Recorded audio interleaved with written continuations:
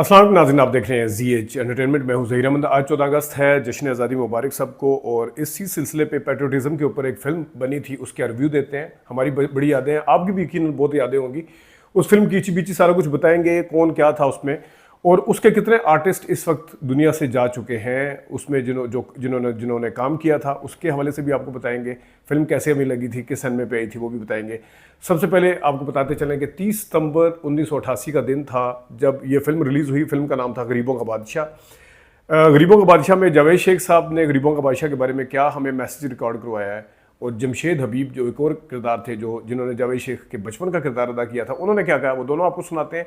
लेकिन सबसे पहले आपके सामने इश्तिहार है गरीबों का बादशाह फिल्म का। 30 सितंबर 1988, आप कर लें आज से 37 साल पहले, 37 ईयर्स मेरे ख्याल में हो गए शायद। 37 साल पहले ये फिल्म आई और 30 सितंबर को ये फिल्म रिलीज़ हुई कैक्शा सिनेमा पर। हमने भी ये कैक्शा पे देखी, तो फिर तस्वीर महल पे दोबारा भी देखी थी।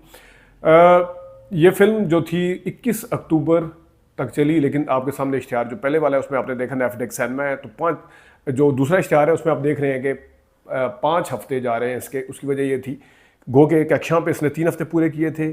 और इससे पहले मुझे इसलिए याद है कि मुंदरी फिल्म थी अल्ताफ़ हुसैन साहब की, वो आई थी उसमें, क्योंकि आसिफ खान थे, हमें पसंद थे वो।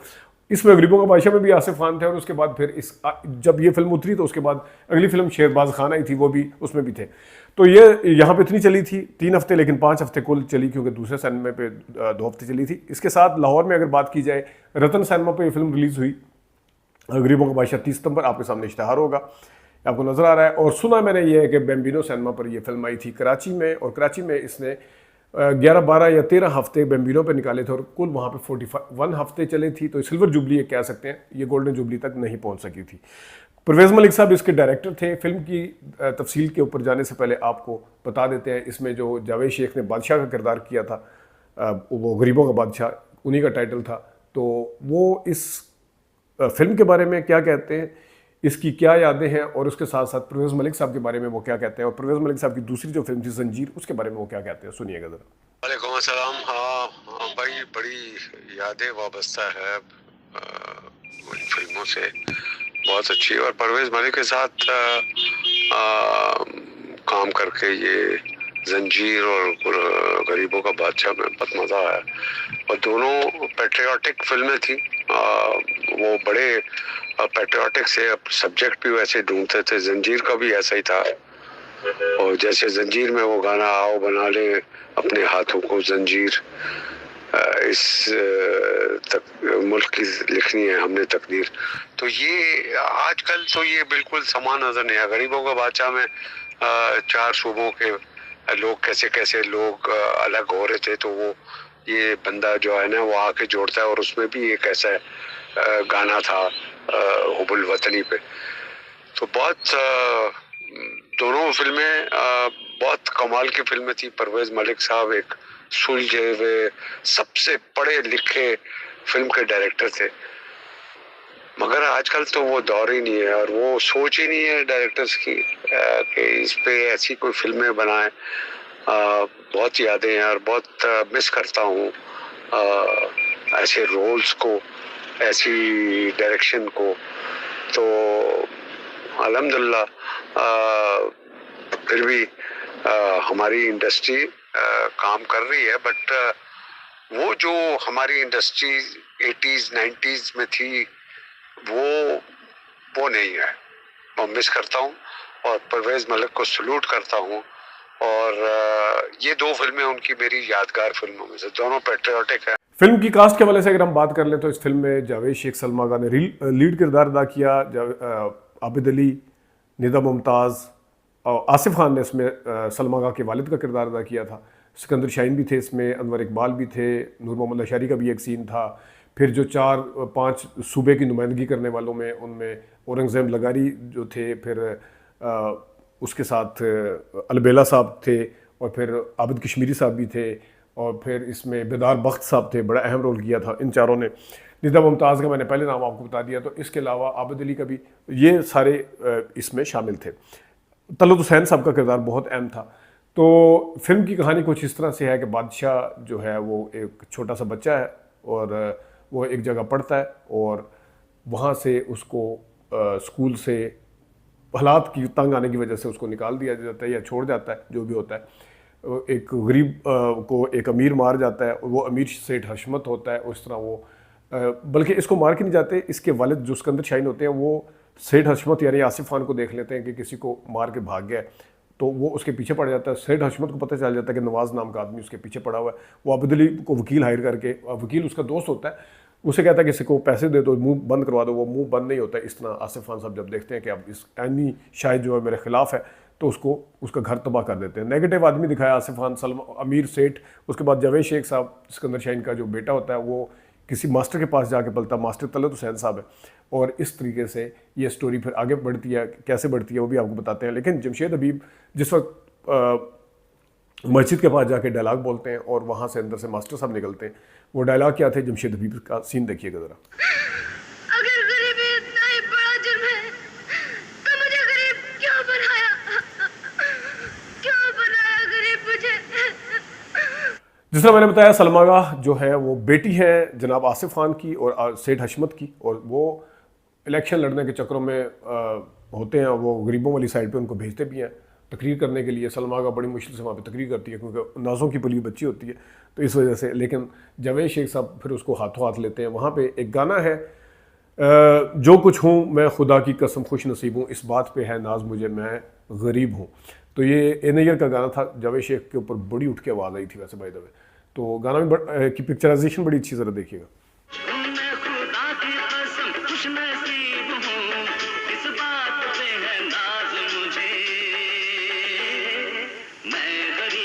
इसमें एक किस्म का उस ज़माने के हिसाब से एक आइटम सॉन्ग था। अमूमी तौर पे महनाज की जो आवाज़ थी वो शबनम के लिए, बाबरा के लिए, इनके लिए इस्तेमाल होती थी, लेकिन इसमें एक डांस गर्ल है उसके लिए इस्तेमाल हुई है। और वो महनाज के मिजाज से हट के गाना है थोड़ा सा, जिस तरह के महनाज के गाने होते हैं उससे हट के है। वो क्यों हट के वो देखिएगा। और लेकिन महनाज ने उसके साथ भी इंसाफ किया। चस्का चस्का चस्का तेरे प्यार का पड़ गया चस्का, सुनिएगा ज़रा।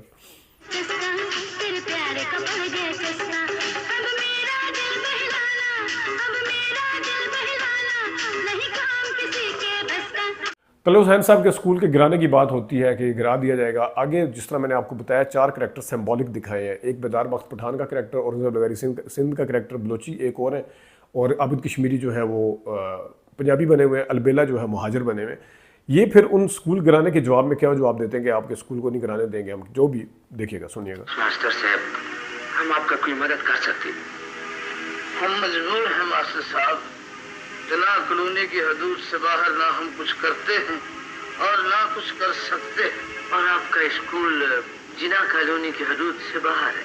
जावेद शेख अगरचे जमशेद भी बड़ा बच्चा दिखाया आपने देखा, उस उम्र तक तो बच्चे उर्दू पढ़ना सीख जाते हैं, लेकिन उसमें चले एक तुक दिखाई है। खैर है, जावेद शेख साहब को बाद में मास्टर साहब जब जवान हो जाते हैं पढ़ना सिखाते हैं और कहते हैं अब अखबार पढ़ने की मशक किया करो। जब वो मशक करते हैं अखबार की पढ़ने की, तो उस वक्त वो क्या पढ़ते हैं कि मुल्क के जो हालात हैं, इतना सियासी लीडर क्या कह रहा है, एक दूसरे को मारे, पंजाब यूँ, सूबाई तासुब, फलानी जगह आग लगा दो, क्या पढ़ता है, क्या पढ़ के वो जज्बाती हो जाता है। पहली दफ़ा अखबार पढ़ता है, लेकिन उसमें भी एक पैट्रियटिज्म के हवाले से देखा जाए कि हीरो किस तरह वो ले रहा है। लेकिन देखिएगा जरा सीन। सुबह परस्ती के नशे में मुसलमान का खून बहा रहा है। पाकिस्तान में एक नहीं 4 कौमें बसती हैं, एक सियासी लीडर, यहाँ 4 नहीं 5 कौमें। ये सारे कुछ पढ़ के जावेद शेख फिर मास्टर के सामने क्या जवाब सवाल रखते हैं, क्या बताते हैं, क्या फील करते हैं और जज्बात में आगे क्या कहते हैं, सुनिएगा।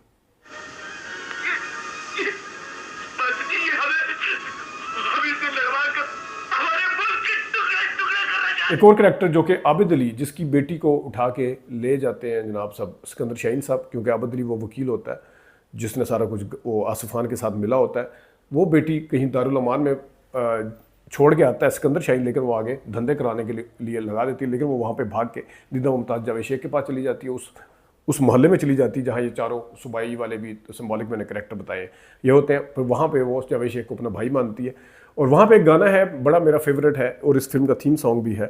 तीनों ने गाया, सलीम शहजाद ने भी गाया, वैसे इसको महनाज ने भी और सलमा आगा ने। लेकिन सबसे पहले हम आपको महनाज का गाना सुनाते हैं, जिसमें जावेद शेख साहब हैं और महनाज की आवाज़ में निदा मुमताज़ गा रही हैं। वो कैसे जीत हमारी होगी, हारेंगे अंधेरे, एक दिन पूरे होंगे सारे ख्वाब हमारे, सुनिएगा। एक दिन पूरे होंगे सारे ख्वाब हमारे। इसी गाने के अंदर एक कॉन्टिन्यूटी है जिसमें चारों गाते हैं, चारों ये पांचों जो सूबे वाले हैं, ये सारे यकजहती के लिए। सुनिएगा।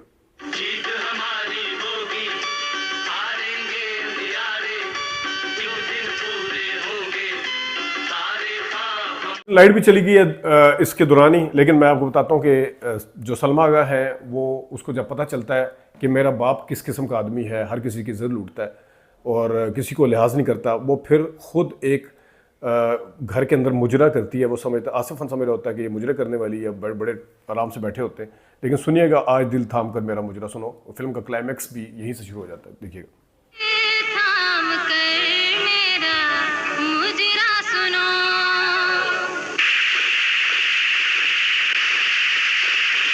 इस फिल्म के अंदर कैमरा वर्क बड़ा अच्छा है। जो हम कहते हैं ना फिल्म में और ड्रामे में क्या फ़र्क होता है, इस फिल्म में एक सीन है, एक शॉट है जहां आसिफ खान साहब का चेहरा दिखाया है इस साइड से और पीछे उसकी बेटी डांस कर रही है, उसके एक्सप्रेशन, ये है फिल्मी टच। बेशक इसके ऊपर इस तरह की कैमरा वर्क के ऊपर लोग पहले वो कहते हैं ना, डज डज डज वो मारते थे, जैसा वो गाना नहीं है उसमें खुशबू में मैं जिस दिन बुला दूं तेरा प्यार दिल से, शायद सब चलते हुए आ रहे, कॉलर उड़ रहे, आवाज़ चल रही, वो प्योर फिल्म का टच नज़र आता है उसमें। तो ये ज़रा शॉट देखिएगा, मुझे बड़ा अच्छा लगा कैमरा वर्क इसमें।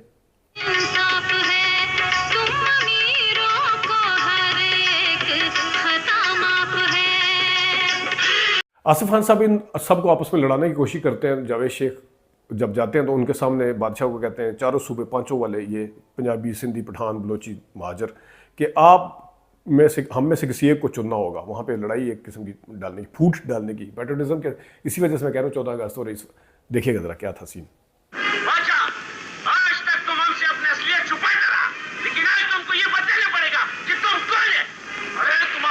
कौन सा नहीं, तुम्हारी पहचान क्या है? अब तुम हम सब के साझे दोस्त नहीं बन सकते बादशाह, तुम्हें हम सब में से किसी एक को पसंद करना पड़ेगा। यहाँ पे फिर निदा मुमताज़ को गुंडा पार्टी जो सारे मार के जाते हैं, आपस में बस्ती में दंगा फसाद करके जाते हैं।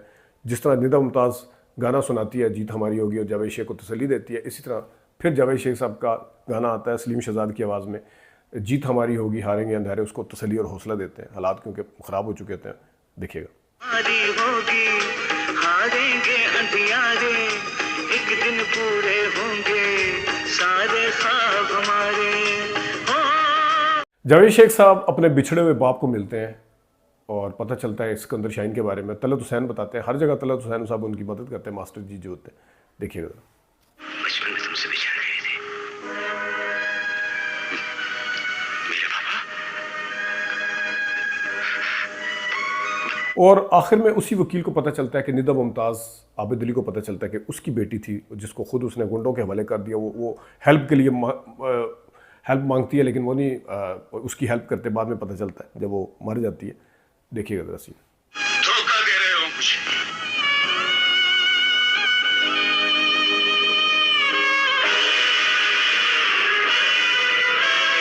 ये फिल्म परवेज़ मलिक साहब की थी। इसके करैक्टर्स के हवाले से अगर मैं आपको बताऊं, इसमें जो अदाकार थे, अनवर इकबाल भी थे, उन्होंने अहम किरदार अदा किया था, वो भी इस दुनिया में नहीं है। अलबेला साहब भी इस दुनिया से जा चुके हैं, आबिद कश्मीरी साहब भी इस दुनिया में नहीं है। इसके साथ साथ आप अगर देखें तो बेदार बख्त का मुझे वेयर अबाउट का नहीं पता, अगर वो हयात अल्लाह उन्हें ज़िंदगी दे उनके मुझे नहीं पता। औरंगज़ेब लगारी साहब हैं, चले, नूर मोहम्मद अशारी साहब भी इस वक्त दुनिया में नहीं है, और भी तलत हुसैन साहब भी इस दुनिया में नहीं है। तो ये परवेज़ मलिक साहब खुद भी नहीं है, जो जिन्होंने खुद स्क्रीन प्ले, डायरेक्टर, प्रोड्यूसर सब कुछ खुद थे परवेज़ मलिक। और परवेज़ मलिक पैट्रियटिज्म के ऊपर बहुत ज़्यादा फिल्में बनाते थे, जंजीर बनाई, हलचल बनाई, उससे पहले कामयाबी, गुमनाम, एक लंबी फहरिस्त है वो। उन्होंने जितनी उनकी कामयाबी का रेशो है, तो आज के दिन के हिसाब से गरीबों का बादशाह, क्योंकि हमने खुद देखी थी, हमें ये पसंद आई थी, अगरचे उस तरह नहीं चली जितनी परवेज़ मलिक साहब की फिल्में चलती थी, लेकिन परवेज़ मलिक साहब की आखिरी अच्छी फिल्म यही थी। उसके बाद शहज़ादा आई थी, लेकिन वो फिल्म कोई इतनी ज़्यादा अच्छी नहीं थी। इजाज़त दीजिए, अल्लाह हाफ़िज़।